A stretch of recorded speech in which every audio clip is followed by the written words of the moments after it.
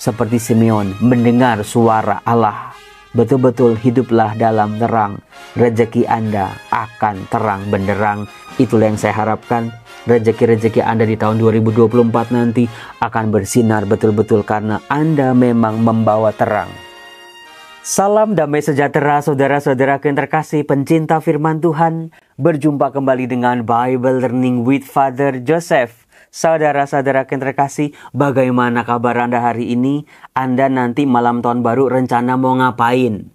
Kumpul aja Romo sama keluarga, makan-makan, doa syukur, nyalain kembang api, lalu juga countdown, lalu juga pergi ke mana lah tempat-tempat yang asik. Saudara-saudara, jaga betul-betul sukacita Natal di malam tahun baru. Saya Romo Yosef sangat senang sekali karena apa? Menjelang tutup tahun ini, saya masih bisa menemani saudara-saudara. Ada rahmat yang terus bekerja dalam diri saya. Sehingga saya diberi waktu, diberi tenaga, diberi kemampuan, diberi berkatnya untuk bisa menyampaikan firman Tuhan kepada saudara semua. Terima kasih, saya bersyukur Anda ini sejak sepanjang tahun 2023 yang setia menyimak Bible Learning. Anda yang kayaknya Romo kalau belum dengar Bible Learning, belum baca firman Tuhan, kayaknya hidup saya ada yang kurang. Coba, siapakah? Apakah Anda termasuk? Tulis di kolom komen. Berilah kesaksian bahwa firman Tuhan yang Anda dengar, yang Anda maknai, yang Anda coba jadikan kekuatan, sungguh-sungguh membantu kehidupan Anda. Jalanin hidup lebih enteng Romo. Masalah-masalah satu persatu mulai berkurang, mulai bisa diselesaikan dengan kepala dingin Romo. Meskipun masalah masih ada, tapi saya jauh lebih tegar, lebih kuat dalam mengatasi masalah itu Romo. Terima kasih untuk itu semua. Maka saya meminta kepada saudara, setiap Anda menonton video ini atau video-video Bible Learning, coba tolong itu di like, lalu juga di share atau di komen. Bagi Anda yang belum subscribe, silakan di subscribe, lalu ditekan itu tanda loncengnya. Supaya kalau ada video-video baru, biasanya itu setiap hari jam 6 sore, Anda langsung dapat notifikasinya dari YouTube. Saudara-saudaraku yang terkasih, Romo Yosef kayaknya mukanya seneng banget sih hari ini. Betul, karena apa? Di dalam perayaan Ekaristi tanggal 29 Desember, saya teringat dengan sebuah nyanyian yang pernah saya dengar yang mengubah kehidupan saya. Waktu saya dengar lagu ini pertama kali, saya sadari hidup saya lagi berat. Hidup saya lagi penuh dengan kesedihan. Tapi betul-betul saya diingatkan dengan lagu ini dalam salah satu perayaan Natal. Lagunya kayak begini. Hendaklah langit bersuka cita dan bumi bersorak-sorai di hadapan wajah Tuhan. Karena Ia sudah datang. Ingatkan lagu ini? Betul-betul lagu ini mengubah kehidupan saya. Saya mau hidup saya penuh dengan sukacita. Saya mau hati saya bersorak-sorai. Meskipun masalah, pekerjaan, beban hidup masih datang menggelayuti. Tapi saya mau hidup di dalam terang Tuhan. Dan apakah Anda tahu saudara-saudara? Itu menjadi kenyataan. Satu persatu masalah-masalah saya bisa selesai. Saya lebih mantap, lebih tenang dalam jalanin hidup. Nah, saudara-saudaraku yang terkasih, silakan Anda tulis di kolom komen kesaksian-kesaksian Anda. Bagaimana firman Tuhan sepanjang tahun, setiap hari yang Anda renungkan ini betul-betul jadi kekuatan hidup Anda. Betul Romo, yang Romo katakan itu. Nah, saudara-saudaraku yang terkasih, lagu tadi itu lagunya bagus banget. Itu mudah didengar, mudah diingat. Saya yakin begitu Anda mendengar lagu ini nanti lagi masak, di kamar mandi, lagi nyetir, lagi sendirian. Pasti kalau terngiang-ngiang lagu itu Anda langsung nyanyi. Betul? Betul Romo? Hendaklah langit bersuka cita dan bumi bersorak-sorai. Gitu, karena enak. Nah, lagu ini bukan sekedar enak nadanya, tapi liriknya saudara-saudara kalau Anda perhatikan. Karena dikatakan begini. Biarlah langit bersukacita dan bumi bersorak-sorai. Disebut dua kata yang saling bertolak belakang, dua kata yang berjauh-jauhan, dua kata yang Satu di sana, satu di sini, yaitu langit dan bumi. Dua kata yang sangat berbeda, tetapi sungguh-sungguh disatukan karena Tuhan datang. Di surga dan di bumi terjadilah kehendak-Mu Tuhan. Itu kita doakan juga dalam doa Bapa kami, bukan? Ketika Yesus dilahirkan di Bethlehem, diceritakan para malaikat bernyanyi, memuji Allah, Gloria in excelsis Deo. Nah, di balik Mazmur ini, Mazmur 96 ini, sukacita langit yang digemakan oleh para malaikat mengajak bumi dan seluruh isinya, semua manusia, semua ciptaan, termasuk saya dan juga Anda, untuk bersorak-sorai, untuk ikut bersukacita karena Tuhan telah hadir di tengah-tengah kita, Sang Immanuel. Nah, jadi saudara-saudara, Natal itu bukan cuma dirayakan asal dirayakan, tapi mendekatkan apa yang jauh dan berseberangan. Mendamaikan langit dan bumi yang diputus oleh dosa-dosa dan ketidaktaatan manusia. Maka Natal juga seharusnya mendamaikan relasi-relasi yang rusak di dalam keluarga kita, relasi-relasi yang hancur lebur dalam kehidupan kita dengan sesama kita. Saya nggak perlu menulis panjang lebar tentang siapa-siapa orang yang menyakiti hati kita. Ada banyak, Romo, nggak usah jauh-jauh. Ada kalanya itu orang tua yang menyakiti. Orang tua dengan segala keterbatasan, dengan segala ego mereka, harapan dan mimpi-mimpi mereka, sadar tidak sadar meletakkan beban yang sangat berat dalam kehidupan kita. Betul apa betul? Mendingan ya kita ketemu orang disuruh angkat batu 20-30 kilo. Berat, Romo. Iya, tapi seringkali orang tua membebani anak-anaknya dengan pelan-pelan. Lalu juga dalam jangka waktu yang lama. Sehingga anaknya sadar ataupun tidak sadar, orang tuanya sadar tidak sadar juga membebani. Betul apa betul? Betul banget, Romo. Romo Yosef akhir-akhir ini kalau ngomong suka betul. Betul-betul orang tua dengan segala harapannya. Mama mau kamu jadi pastor, nak. Mama mau kamu tuh melayani di atas altar, nak. Padahal anaknya mah kagak mau. Tapi karena diucapin terus setiap hari. Anaknya lama-lama ya masa nggak bisa mewujudkan mimpi mamanya. Akhirnya tuh anak masuk seminari terbebani. Dia nggak mau jadi pastor tapi dipaksa oleh mamanya jadi pastor. Atau juga, nak kamu tuh anak paling gede, kamu harus bisa membiayai adik-adikmu. Diulang-ulang terus. Saudara-saudara yang terkasih, itu aja orang tua, saudara-saudara. Seringkali sadar tidak sadar, mereka dalam segala keterbatasannya membebani anak-anaknya. Demikian pun sebaliknya, ada banyak anak-anak malah jadi beban orang tuanya, jadi beban keluarga. Dengan masalahnya, dengan rumah tangganya yang rumit, dengan anak cucu, dengan segala macam. Kasihan orang tua sudah tidak muda lagi harus menanggung beban yang begitu berat. Masing-masing pihak seolah-olah saling memberi beban. Lalu kapan berakhirnya? Apalagi konflik kakak adik. Itu nggak usah diceritain panjang lebar. Udah banyak contoh-contohnya. Kakak adik yang harus mengasihi tetapi malah bertikai, malah kayak musuh bebuyutan, saling membenci. Belum lagi dalam pergaulan, kita ketemu aja, baru keluar dari rumah itu ya, ternyata orang yang bikin kita jengkel, orang yang bikin kita nggak seneng, orang yang merusak damai kita tuh makin lama makin banyak, bukan? Temen lah, sahabat lah, rekan kerja lah, bos, atasan lah, atau bawahan kita, atau rekan seperlayanan, atau orang-orang di jalan. Betul-betul banyak sekali orang-orang yang berpotensi merusak damai kita. Nah, di situ saudara-saudara, bagaimana cara mengatasinya? Bukannya kita harus menjauhi mereka, memutuskan mereka dari hidup kita, karena nggak bakal bisa. Akan selalu nambah lagi. Selalu ada orang-orang yang bikin hati kita tuh jengkel dan kecewa. Lalu bagaimana? Semua kembali pada diri kita sendiri. Kita diajak oleh surat pertama Rasul Yohanes bab 2 ayat 3 sampai 11. Di ayat 9 saudara-saudara ada kata yang bagus sekali.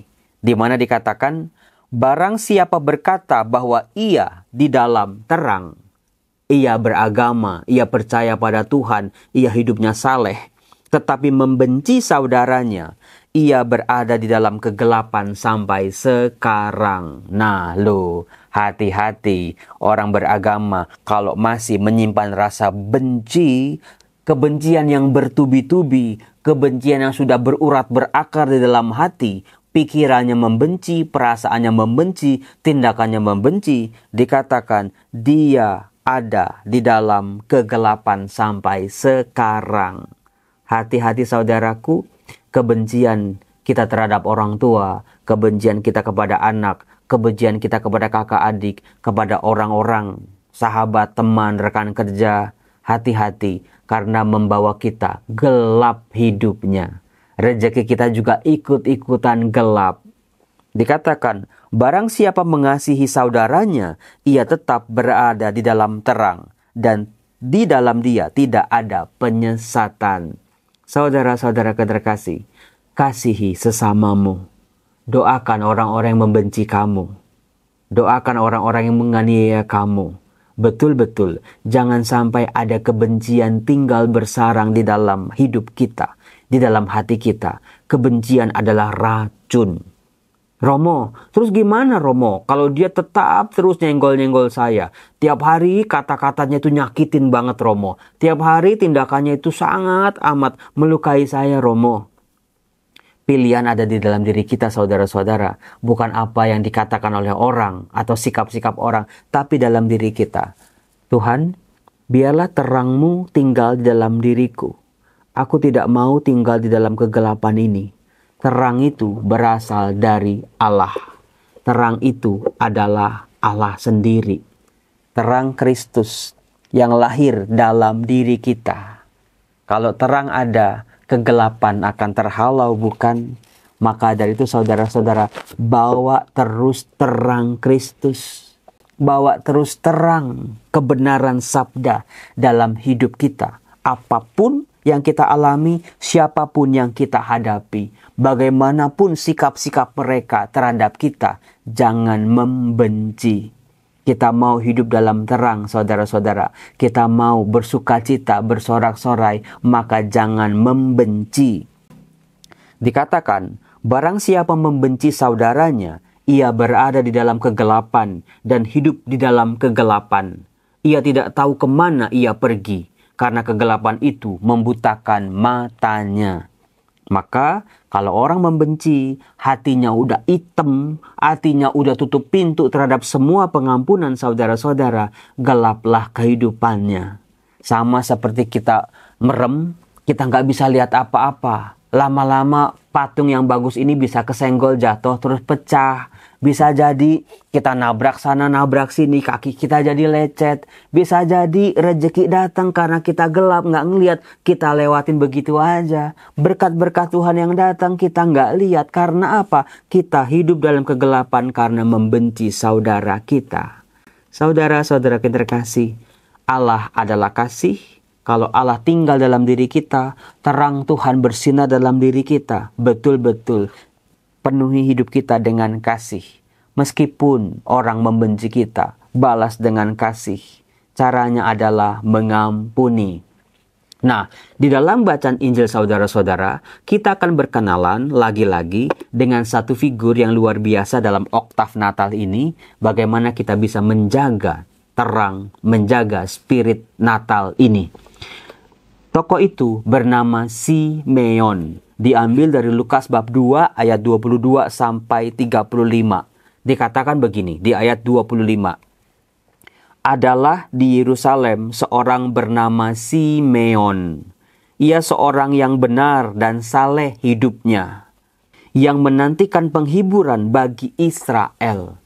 Artinya saudara-saudara, dia udah hidup benar loh. Dia udah hidup saleh loh. Tetapi dia masih menanti-nantikan penghiburan. Apakah figur Simeon ini adalah cerminan wajah kita saudara-saudara? Romo, saya udah coba hidup benar Romo. Saya udah hidup saleh Romo. Udah hidup sesuai dengan perintah-perintah Tuhan. Tapi kok doa-doa saya, harapan saya belum juga kunjung terkabul Romo. Itulah Simeon. Tetapi yang membedakan Simeon dengan kebanyakan orang adalah dia tidak menyerah. Dia tetap terus menanti-nantikan meskipun kenyataan dalam kehidupannya, kenyataan yang dihadapi oleh bangsanya jauh dari harapan. Bukannya terbebas dari penderitaan karena penjajahan Yunani, malah dijajah oleh bangsa yang lebih berat lagi, bangsa Romawi. Itulah kenyataan pahit yang dihadapi oleh orang-orang saleh, orang-orang benar seperti Simeon ini.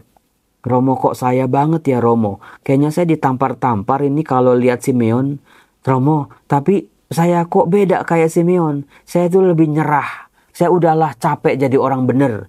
Capek jadi orang saleh. Capek disalah-salahin terus. Apalagi hidup di negara seperti ini. Belajar dari Simeon. Simeon tidak pernah menyerah sedikit pun. Dikatakan karena kegigihannya ini Roh Kudus ada di atasnya. Ini saudara-saudara, begitu kita dibaptis, menerima sakramen krisma, menerima berkat-berkat dari Tuhan, Roh Kudus itu tinggal dalam diri kita. Seringkali kita yang tidak menyadari ini karena hati kita sibuk dengan membenci. Mulut kita sibuk dengan berita-berita hoaks, dengan ujaran-ujaran kebencian, dengan kejelekan-kejelekan orang yang kita benci. Pikiran-pikiran kita penuh dengan hal-hal negatif tentang orang yang kita benci. Sampai nggak punya waktu lagi, nggak punya ruang lagi untuk Roh Kudus hadir tinggal dalam diri kita. Betul apa betul? Betul banget sih Romo, ya itu dia. Nah dikatakan, dan kepadanya telah dinyatakan oleh Roh Kudus bahwa ia tidak akan mati sebelum melihat Mesias, yaitu dia yang diurapi Tuhan. Nah dikatakan, atas dorongan Roh Kudus, Simeon datang ke bait Allah dan berjumpa dengan Maria, dengan Yusuf dan juga bayi Yesus. Saudara-saudara, kalau Anda mau hidup Anda betul-betul melihat terang, hidup dalam terang, berjumpa dengan terang, berjumpa dengan Tuhan sendiri, mimpi-mimpi Anda, harapan Anda sungguh bisa dikabulkan. Hiduplah menurut tuntunan Roh Kudus seperti Simeon. Disuruhnya ke bait Allah, Simeon gak ke pasar, gak ke mall. Disuruhnya datang ke bait Allah, Simeon tidak tidur. Tapi Simeon hidup menurut tuntunan Roh Kudus ini. Nah, dikatakan Simeon menyambut anak itu dan menatangnya sambil memuji Allah, katanya, "Sekarang Tuhan, biarkanlah hambamu ini pergi dalam damai sejahtera sesuai dengan firman-Mu, sebab mataku telah melihat keselamatan yang daripadamu, yang telah Engkau sediakan di hadapan segala bangsa, yaitu terang yang menjadi pernyataan bagi bangsa-bangsa lain dan menjadi kemuliaan bagi umat-Mu Israel." Lihat saudara-saudara, seorang Simeon pada akhirnya dia setelah menanti, tetap setia, hidup dalam perintah-perintah Allah, hidup saleh, hidup benar, dia menemukan terang, dia melihat terang. Jadi saudara-saudara, apa yang saya katakan tadi, coba jangan membenci, itu nggak pernah instan ya saudara-saudara. Seperti Simeon prosesnya panjang, tapi jangan pernah mundur, jangan pernah berhenti, jangan pernah menyerah. Meskipun hari ini kita mau mengasihi, tapi besok kita digoda lagi. Kok Romo benci lagi. Saudara-saudaraku, biarlah prosesnya itu mengalir. Kalau dulu benci banget Romo, ya sekarang mungkin hari-hari berikutnya, dalam perjalanan berikutnya, lebih berkurang, sampai nanti enggak ada, habis. Sampai nanti ada sinar terang kasih Tuhan. Maka mengasihi, saya yakin, saya percaya itu nggak gampang ya. Apalagi berhadapan dengan orang-orang yang sebetulnya tidak pantas untuk dikasihi. Karena kita kasih malah kita ditimpukin batu. Nggak gampang saya yakin. Tapi belajarlah dari Simeon. Ikutin Roh Kudus Tuhan yang bekerja dalam diri kita. Semakin pekalah kita dengan bisikan Roh Kudus. Semakin peka seperti Simeon mendengar suara Allah. Betul-betul hiduplah dalam terang. Rezeki Anda akan terang benderang. Itulah yang saya harapkan. Rezeki-rezeki Anda di tahun 2024 nanti akan bersinar betul-betul karena Anda memang membawa terang. Anda tidak mencari-cari terang, tapi terang sudah tinggal di dalam diri Anda. Yang akan mewarnai kata-kata, tindakan, sikap, pikiran, dan hati Anda. Maka teranglah jalan hidup Anda. Tidak dibutakan oleh kegelapan. Rezeki pun akan mengalir, saya yakin. rezeki Anda akan dipulihkan di tahun 2024. Saya Romo Yosef akan selalu berdoa untuk Anda semua. Semoga hidup keluarga Anda betul-betul jangan sampai ada kebencian. Jangan sampai. Mulailah dari diri kita sendiri dulu. Aku tidak membenci meskipun aku dimusuhin. Balaslah dengan kasih, dengan kasih, dengan kasih. Masa dia nggak melunak sih sampai kapanpun. Dengan kasih. Kasih itu sebuah bahasa universal yang akan mengubah hati manusia. Salam damai sejahtera saudara-saudara. Semoga hidup kita diberkati oleh kuasa kasih Tuhan. Tuhan, aku mau terang-Mu tinggal dalam diriku. Aku mau mengasihi, aku mau mengampuni. Aku mau hidup dalam terang, supaya teranglah kehidupanku. Dalam nama Bapa dan Putera dan Roh Kudus. Amin. Salam damai sejahtera saudara-saudara. Tuhan memberkati. Kalau besok Anda tidak nonton video ini, saya mengucapkan selamat tahun baru kepada Anda. Happy New Year. Bye-bye.